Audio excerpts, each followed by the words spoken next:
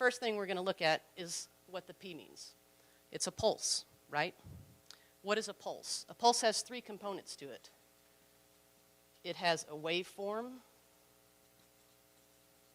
it has an amplitude, and it has what we call a frequency, right? So when they were looking at this machine, they looked at the waveform first, because what I want to know is if I put energy into my body that already has energy, will it disrupt my energy in a negative way, or will it synergistically work with me and make me better? And what they found was that the specifics for wavelengths in bodies are either sawtooth, which look like this, or they're a square waveform like this. And when Pat is talking to you about the differences in the sort of mid-sized machine versus the mega machine, and he's saying that this square form rounds off right here, you get the same kind of a wave, but one that doesn't sort of grab you as hard. So it's a gentler kind of a wave. Make sense? So that's kind of important to know. We want to interact with our bodies correctly with the energy that we're producing. Amplitude is about strength. So we talk about that in terms of Teslas and Gauss. So all it is telling you how much does this machine actually create from an energy perspective. And your frequency is the cycling of things. So how quickly does my waveform and my force move in a cycle and complete its round? And you know that with the machine clicking. That's its frequency, right? It builds an energy, and then it pulses out, and it makes that noise. It builds the energy, and it pulses out. So we're looking at the pulse part of it, having those three capacity components. If we look at the electromagnetic component, we'll split them into two different things. This is all of your body's work right here, the electricity that we have, the energy that we create, and how it's being utilized. This is kind of where the science gets interesting. This is where physicists get pretty excited about how many things can exist in how many forms simultaneously. How do they interact? Are they really energy, or is it a physical structure? These are all string theory concepts, M theory concepts. So they're kind of interesting in that sense. What we're going to do is strip it down to some basic stuff. We have positive things and we have negative things. And every piece of movement that occurs in your body is about moving positive and negative structures. So all we're trying to do is build up positive and then shift down negative, okay? So if we have that going on in a cell, then you create an energy, and that energy creates a movement, and that movement creates a function. And if everything is functioning correctly, then you don't really have a problem. You don't have inflammation, you don't have swelling, therefore you don't have irritation, therefore you don't have pain, therefore things work correctly, and disease structures are non-existent. When energy stops, that's when all of that stuff builds up, and we start to have all these problems, okay? So moving that energy is very, very, very important. If we look at the mechanics, the magnetic component of that, we live on a planet in a solar system that interacts with other solar systems, right? They all produce a field of magnetics that keep us in our positions. That's why we orbit things, not flying around willy-nilly bumping into things, okay?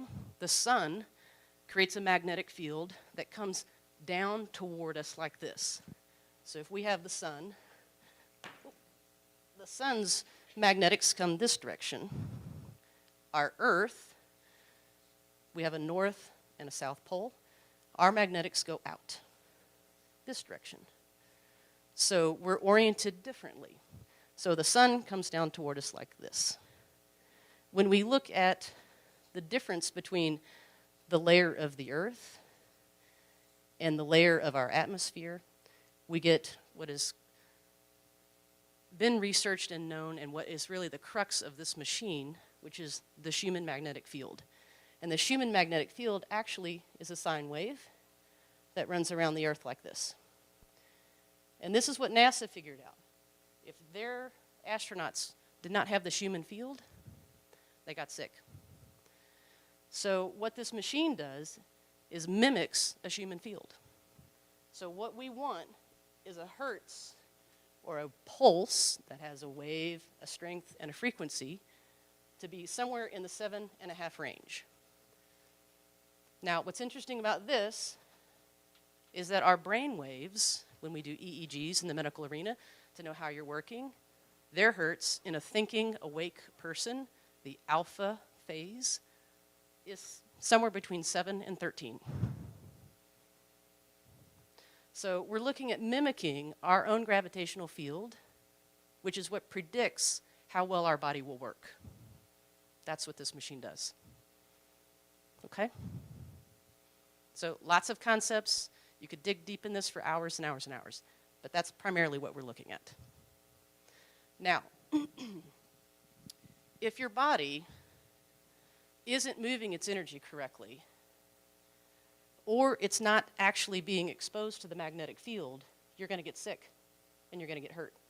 You're going to be much more likely to injure yourself and need help. And let's think about what our world is right now. We're taking the earth and we're covering it with concrete, which is limiting our exposure to our gravitational field. We live primarily in buildings that are metal structures that act as Faraday cages that shield us from the electromagnetic pulse of the world and the earth. That's why techs and hackers love them, it's because no one can find them. But it does not good things to our body because we're not exposed to what we need to be exposed to. And then what else do? We drive cars that have rubber tires. What are rubber tires? They are insulators from energy, right? Doesn't conduct anything. So now we're not being exposed there. And then when we look at the soles of our shoes, primarily what are they? Rubber. So more and more and more, people are going to have more and more problems, right? Because we're not getting either energetically movement what we need to have, or we're not really exposing ourselves to the magnetic field. So it's interesting from that perspective. And what your machine will do is create this type of a frequency, start moving cell structures again, so you're exposing them to what they need from a movement perspective as well as a magnetic perspective. Okay?